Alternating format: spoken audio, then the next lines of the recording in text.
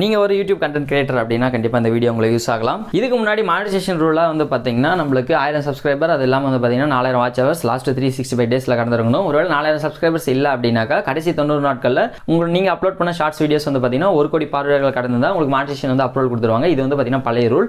இந்த ரூல் வந்து பார்த்தீங்கன்னா கொஞ்சம் மினிமைஸ் பண்ணியிருக்காங்க. அதாவது 1000 சப்ஸ்கிரைபர்ஸ் தேவையில்ல, 500 சப்ஸ்கிரைபர்ஸே போதும். 4000 வாட்ச் ஹவர்ஸ் வேணாம், 3000 வாட்ச் ஹவர்ஸ் இருந்தாலே போதும். அது மட்டும் இல்லாமல் கடைசி 90 நாட்களில் நீங்கள் குறைஞ்சபட்சம் ஒரு 3 வீடியோஸ் அப்லோட் பண்ணியிருக்கணும். இது இல்லாமல் அதாவது அந்த 3000 வாட்ச் ஹவர்ஸ் ரூல் இல்லைனாக்கா நீங்கள் அப்லோட் பண்ண ஷார்ட்ஸ் வீடியோஸோட வியூஸ் கடைசி 90 நாளில் 3 மில்லியனை கிராஸ் பண்ணியிருந்தாலே நீங்கள் வந்து பார்த்தீங்கன்னா மானிட்டைசேஷன் எலிஜிபிலிட்டி கிரிட்டீரியாக்குள்ளே வந்துருவீங்க. ஸோ இப்போ நான் செகண்டாக சொன்னால் இந்த எலிஜிபிலிட்டி வச்சு நீங்கள் வந்து மானிட்டைசேஷன் அப்ளை பண்ணீங்க அப்படின்னாக்கா உங்களுக்கு என்னென்ன ஃபீச்சர்ஸ் கிடைக்கும் அப்படின்னு எடுத்துக்கிட்டிங்கன்னா உங்களுக்கு மானிட்டைசேஷன் அப்ரூவல் ஆகும். ஆனால் அதில் சூப்பர் தேங்க்ஸ், அப்புறம் மெம்பர்ஷிப், அப்புறம் ஷாப்பிங், இந்த 3 விஷயங்கள் தான் கிடைக்கும். உங்களுக்கு வாட்ச் பேட்ச் ஆட்ஸ், அதாவது வீடியோஸில் ரன் ஆகிற ஆட்ஸ் உண்டான ரெவன்யூ வந்து பார்த்தீங்கன்னா கிடைக்காது. ஸோ இதான் நியூ ரூல். இதை பற்றி உங்களுக்கு டீட்டெயிலாக தெரிஞ்சுக்கணும் அப்படின்னா கீழே வீடியோ லிங்க் கொடுக்குறேன், ஓப்பன் பண்ணி பார்த்துக்குங்க.